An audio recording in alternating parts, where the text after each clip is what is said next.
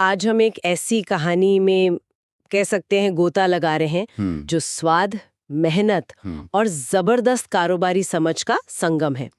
गुजरात के एक छोटे से कोने राजकोट से शुरू होकर कैसे एक परिवार ने पूरे भारत के घरों में अपनी जगह बना ली, वो भी स्नैक्स के जरिए। जी हाँ, हम बात कर रहे हैं बालाजी वेफर्स की। बिल्कुल। एक जाना माना नाम। हाँ। हमारे पास बालाजी वेफर्स एक सफलता की कहानी शीर्षक वाले कुछ दस्तावेज हैं जिनमें उनके सफर के मतलब कई अहम पड़ावों का जिक्र है। हाँ। आज हम कोशिश करेंगे कि इन स्रोतों से समझें कि भाई ये कामयाबी आई कैसे, ठीक है। क्या राज था इसके पीछे। बिल्कुल। और ये स्रोत सिर्फ कहानी नहीं बताते, बल्कि उन रणनीतियों और सिद्धांतों पर भी रोशनी डालते हैं जिन्होंने बालाजी को एक घरेलू नाम बना दिया। हम देखेंगे कि कैसे उन्होंने स्वाद और गुणवत्ता को मतलब बनाए रखते हुए बड़े पैमाने पर उत्पादन किया, कैसे एक मजबूत वितरण नेटवर्क खड़ा किया। हाँ, वो नेटवर्क वाली बात अहम है। जी, और कैसे भारतीय स्नैक बाजार में अपनी एक अलग पहचान कायम की। तो चलिए इस दिलचस्प यात्रा की परतों को खोलते हैं। तो कहानी की शुरुआत होती है 1974 में। जगह थी गुजरात का राजकोट शहर।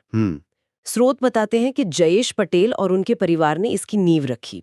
पर ये कोई मतलब बड़ी फैक्ट्री या स्टार्टअप वाला माहौल तो नहीं था शुरू में, है ना? हाँ, बिल्कुल नहीं। आप सोचिए, घर की रसोई में शायद परिवार के लोग ही मिलकर आलू छील रहे हैं, काट रहे हैं, तल रहे हैं। फिर शायद साइकिल पर या छोटी गाड़ी पर रखकर आसपास के बाजार में बेचने जा रहे हैं। दस्तावेज यही कहते हैं कि शुरुआती दौर में उत्पादन बहुत बहुत ही सीमित था। कितना, कुछ अंदाजा? शायद कुछ किलो रोजाना। ये पूरी तरह से एक गृह उद्योग था। और जाहिर है उस समय कोई फैंसी पैकेजिंग या ब्रांडिंग भी नहीं होगी। नहीं, बिल्कुल नहीं। फिर लोगों तक ये वेफर्स पहुंचे कैसे और लोकप्रिय क्यों हुए? क्या सिर्फ स्वाद ही काफी था? देखिए, स्वाद तो यकीनन एक बड़ा कारक था। स्रोत इस बात पर जोर देते हैं कि भाई शुरू से ही ताजगी और घर जैसे स्वाद पर ध्यान दिया गया है। लेकिन सिर्फ स्वाद नहीं, शायद वो सीधा संपर्क भी काम आया। जब आप सीधे बनाने वाले से खरीदते हैं तो एक भरोसा सा बनता है ना। हाँ, वो बात तो है। लोगों ने गुणवत्ता की तारीफ की और फिर बात मुंह जुबानी फैली। स्रोत बताते हैं कि शुरुआती ग्राहक ही उनके सबसे बड़े प्रचारक बन गए। यहीं से वो बीज पड़ा जो आज इतना बड़ा पेड़ बन चुका है। ये दिलचस्प है कि कैसे साधारण शुरुआत भी बड़ी सफलता की नींव रख सकती है। लेकिन घर की रसोई से निकलकर फैक्ट्री तक का सफर आसान तो नहीं रहा होगा। नहीं, बिल्कुल नहीं। स्रोतों में इस विस्तार की कहानी कैसे बयान की गई है? क्या चुनौतियां थीं? चुनौतियां तो बहुत थीं। सबसे पहली चुनौती तो यही थी कि मांग बढ़ रही थी तो आपूर्ति कैसे करें। घर पर उत्पादन करना काफी नहीं पड़ रहा था। यहीं पर वो गुणवत्ता, स्वाद और स्वच्छता, इन सबको बड़े पैमाने पर बनाए रखने की असली परीक्षा शुरू हुई। हम्म। दस्तावेज बताते हैं कि उन्होंने धीरे धीरे उत्पादन बढ़ाया। शायद पहले थोड़ी बेहतर मशीनें ली, फिर एक छोटी फैक्ट्री लगाई। ये फैसला लेना कि कब और कितना निवेश करना है, ये अपने आप में एक बड़ी चुनौती रही होगी उस वक्त। और सिर्फ बनाना ही काफी नहीं है, उसे सही सलामत ग्राहकों तक पहुंचाना भी तो जरूरी है। हाँ। आपने वितरण नेटवर्क का जिक्र किया था। हाँ। स्रोतों में इसके बारे में क्या है? ये कैसे विकसित हुआ? ये देखिए, बालाजी की सफलता का एक बहुत बहुत महत्वपूर्ण स्तंभ है। शुरुआत हुई राजकोट और आसपास के शहरों से, फिर धीरे धीरे पूरे गुजरात में फैले। इसके लिए सिर्फ ट्रक खरीद लेना काफी नहीं था, उन्हें डीलरों और वितरकों का एक भरोसेमंद नेटवर्क बनाना पड़ा। अच्छा। स्रोत बताते हैं कि उन्होंने स्थानीय लोगों के साथ मिलकर काम किया जो उस इलाके को अच्छी तरह समझते थे। ये नेटवर्क जमीन से जुड़ा हुआ था। इसमें छोटे शहरों और गांवों तक पहुंचने पर खास ध्यान दिया गया, जहां शायद बड़ी कंपनियां उतनी सक्रिय नहीं थीं उस समय। हाँ, ये अहम है। टियर 2, टियर 3 शहरों तक पहुंचना। बिल्कुल। फिर गुजरात के बाहर कदम रखा, महाराष्ट्र, राजस्थान, मध्य प्रदेश और फिर धीरे धीरे पूरे देश में। हर नए राज्य में वितरण की अपनी चुनौतियां थीं। भाषा, स्थानीय नियम, कंपटीशन। इस नेटवर्क को बनाना और चलाना एक लगातार चलने वाला काम था, और आज भी है। और इसी नेटवर्क का नतीजा है कि आज चाहे बड़ा सुपरमार्केट हो या किसी छोटे कस्बे की किराना दुकान, बालाजी के पैकेट दिख ही जाते हैं। जी हाँ। उनकी पहुंच वाकई काफी गहरी है। चलिए अब उन चीजों पर आते हैं जो इन पैकेट्स के अंदर होती हैं। उनके उत्पाद आलू वेफर्स तो हैं ही, और क्या-क्या है उनके पिटारे में? हाँ, आलू वेफर्स तो उनकी पहचान है, लेकिन उन्होंने अपनी रेंज काफी बढ़ा ली है। सही कहा आपने। स्रोत बताते हैं कि पारंपरिक भारतीय नमकीन जैसे भुजिया, चिवड़ा, सेव, मूंग दाल भी उनके पोर्टफोलियो का अहम हिस्सा हैं। अच्छा, नमकीन भी है। जी। इसके अलावा मकई और चावल के आटे से बने कई तरह के कुरकुरे स्नैक्स, जिन्हें लोग चटर-पटर या दूसरे नामों से जानते हैं, वो भी बहुत लोकप्रिय हैं। और फिर वेफर्स में ही कई स्वाद हैं। तो रेंज काफी विविधता भरी है जो अलग-अलग पसंद के ग्राहकों को लुभाती है। और इन सभी उत्पादों की खासियत क्या है? मतलब स्रोत किस बात पर जोर देते हैं? सिर्फ वैरायटी तो काफी नहीं होती ना? नहीं, बिल्कुल नहीं। स्रोत 3 मुख्य बातों को रेखांकित करते हैं। पहली, ताजगी और गुणवत्ता पर अटूट ध्यान। उनका दावा है कि वे बेहतरीन कच्चा माल इस्तेमाल करते हैं। जैसे आलू वगैरह? हाँ, और उत्पादन प्रक्रिया में स्वच्छता का पूरा ख्याल रखते हैं।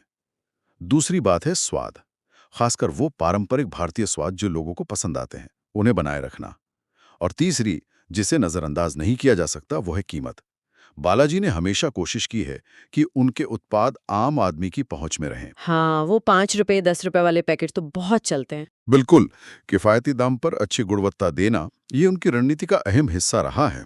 ये किफ़ायती दाम वाला बिंदु वाकई अहम है, खासकर भारत जैसे प्राइस सेंसिटिव बाजार में। लेकिन यहाँ एक सवाल उठता है। पूछिए। अक्सर कम कीमत और उच्च गुणवत्ता को एक साथ बनाए रखना मुश्किल होता है। स्रोत इस बारे में क्या बताते हैं कि बालाजी ये संतुलन कैसे साधती है? यहीं पर उनकी उत्पादन प्रक्रिया और गुणवत्ता नियंत्रण की भूमिका आती होगी, क्यों? बिल्कुल सही सवाल है। यहीं पर उनकी अंदरूनी कार्यप्रणाली की कुशलता सामने आती है। स्रोत बताते हैं कि गुणवत्ता नियंत्रण कच्चे माल के चुनाव से ही शुरू हो जाता है। आलू जो उनका मुख्य कच्चा माल है, वो स्थानीय किसानों से खरीदा जाता है। अच्छा। हाँ, ये सिर्फ लागत कम करने के लिए नहीं है, बल्कि इससे ताज़े और सही गुणवत्ता वाले आलू मिलते हैं। कई दस्तावेज इशारा करते हैं कि ये सिर्फ एक खरीदार विक्रेता का रिश्ता नहीं, बल्कि एक तरह की साझेदारी है, जिससे किसानों को भी नियमित आय और बेहतर दाम मिलते हैं। यानी ये एक तरह की विन विन सिचुएशन बनाने की कोशिश है, किसानों को फायदा और कंपनी को अच्छा माल। हाँ, कुछ हद तक ऐसा कहा जा सकता है। फिर फैक्ट्री में आलूओं की प्रोसेसिंग होती है। स्रोत बताते हैं कि आधुनिक मशीनों का इस्तेमाल होता है। छटाई, धुलाई, कटाई, तलने की प्रक्रियाएं स्वचालित हैं। लेकिन मानवीय निगरानी भी रहती है। स्वच्छता के मानकों का सख्ती से पालन किया जाता है। और पैकेजिंग? हाँ, और फिर आती है पैकेजिंग। सिर्फ आकर्षक दिखना ही नहीं, बल्कि उत्पाद को नमी और हवा से बचाकर लंबे समय तक ताज़ा और कुरकुरा रखना भी इसका मकसद है। उन्होंने पैकेजिंग तकनीक में भी लगातार सुधार किया है। ये पूरी प्रक्रिया खेत से लेकर पैकेट तक गुणवत्ता और लागत दोनों को ध्यान में रखकर डिजाइन की गई है। चलिए, अब स्वाद पर वापस आते हैं। आपने पारंपरिक स्वादों का जिक्र किया। स्रोत कौन से खास पारंपरिक स्वादों की बात करते हैं जो उनकी पहचान बन गए? स्रोत बताते हैं कि क्लासिक नमकीन यानी सिंपली सॉल्टेड मसाला, चाट मसाला, क्रीम और अनियन और टमाटर जैसे स्वाद शुरू से ही काफी लोकप्रिय रहे हैं। हाँ, ये तो कॉमन फ्लेवर है। जी, ये वो स्वाद हैं जिनसे भारतीय उपभोक्ता अच्छी तरह परिचित हैं और जिन्हें वे पसंद करते हैं। बालाजी ने इन मूल स्वादों की गुणवत्ता और निरंतरता बनाए रखने पर बहुत जोर दिया है। आप आज बालाजी का मसाला वेफर खाएं या 5 साल पहले खाया हो, स्वाद लगभग वैसा ही मिलेगा। ये निरंतरता ग्राहकों का भरोसा बनाती है। लेकिन जमाना बदल रहा है, लोगों की पसंद भी बदल रही है, खासकर युवा पीढ़ी की। क्या बालाजी सिर्फ पारंपरिक स्वादों पर ही टिकी हुई है या नए जमाने के साथ भी कदम मिला रही है? नहीं, वे सिर्फ अतीत में नहीं जी रहे। स्रोत साफ तौर पर बताते हैं कि बालाजी नवाचार यानी इनोवेशन पर भी ध्यान दे रही है। उन्होंने बाजार के बदलते रुझानों को समझा है, इसीलिए चीज, पेरी पेरी, बारबेक्यू जैसे नए और अंतर्राष्ट्रीय स्वाद भी पेश किए हैं। अच्छा, तो नए फ्लेवर्स भी हैं? हाँ, बिल्कुल। वे समय समय पर लिमिटेड एडिशन फ्लेवर भी लाते रहते हैं। ये दिखाता है कि कंपनी ग्राहकों की प्रतिक्रिया सुनती है और उनकी बदलती मांगों के अनुसार प्रयोग करने और नए उत्पाद लाने से हिचकाती नहीं है। तो ये एक तरह का संतुलन साधने की कोशिश है, अपने कोर कस्टमर्स को नाराज किए बिना नई पीढ़ी को आकर्षित करना। ये संतुलन बनाना कितना मुश्किल रहा होगा?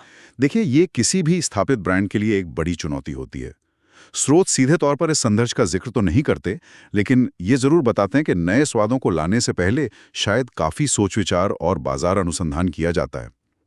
उन्हें यह सुनिश्चित करना होता है कि नया स्वाद उनके ब्रांड की छवि के साथ मेल खाता हो और मौजूदा ग्राहकों को दूर ना कर दे।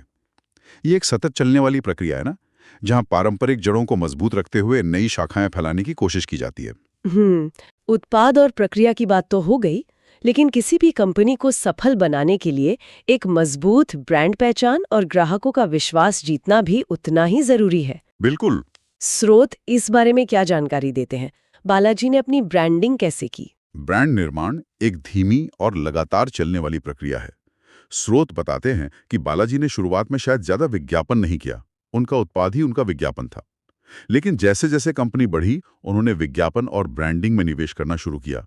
टीवी विज्ञापन, अखबारों में विज्ञापन, हाँ, मैंने देखे उनके एड्स। और अब डिजिटल मीडिया और सोशल मीडिया पर भी उनकी उपस्थिति है। उनके विज्ञापन अक्सर पारिवारिक मूल्यों और स्वाद पर केंद्रित होते हैं। लेकिन सिर्फ विज्ञापन से तो विश्वास नहीं बनता। ग्राहकों का भरोसा कैसे जीता और बनाए रखा? विश्वास जीतने के लिए, जैसा हमने पहले भी चर्चा की, लगातार अच्छी गुणवत्ता, परिचित स्वाद और स्वच्छता का आश्वासन देना पड़ता है। स्रोत इस बात पर भी जोर देते हैं कि बालाजी ग्राहकों की प्रतिक्रिया को गंभीरता से लेती है। चाहे वो तारीफ हो या शिकायत, उसे सुना जाता है और उस पर कार्रवाई करने की कोशिश की जाती है। अच्छा, मतलब फीडबैक लेते हैं। हाँ। कई बार नए स्वाद या उत्पाद में सुधार ग्राहकों से मिले फीडबैक के आधार पर ही किए जाते हैं। ये दो तरफा संवाद ग्राहकों को महसूस कराता है कि उनकी आवाज सुनी जा रही है। सोशल मीडिया ने इस संवाद को और आसान बना दिया है। ये सब मिलकर ब्रांड के प्रति वफादारी और विश्वास पैदा करते हैं। ये तो हुई व्यापार और बाजार की बातें, लेकिन अक्सर बड़ी कंपनियां सिर्फ अपने मुनाफे के बारे में नहीं सोचती, उनका समाज और अर्थव्यवस्था पर भी असर होता है। स्रोतों में बालाजी के इस पहलू के बारे में क्या कहा गया है? हाँ, ये एक महत्वपूर्ण पहलू है और स्रोत इसका जिक्र करते हैं। पहला और सबसे सीधा योगदान है रोजगार सृजन। बालाजी वेफर्स हजारों लोगों को सीधे अपनी फैक्ट्रियों और दफ्तरों में रोजगार देती है। इसके अलावा उनके वितरकों, डीलरों, ट्रांसपोर्टरों और दुकानदारों के जरिए हजारों और लोगों को अप्रत्यक्ष रूप से रोजी रोटी मिलती है। और किसानों का जिक्र हमने पहले किया था। हाँ, बिल्कुल।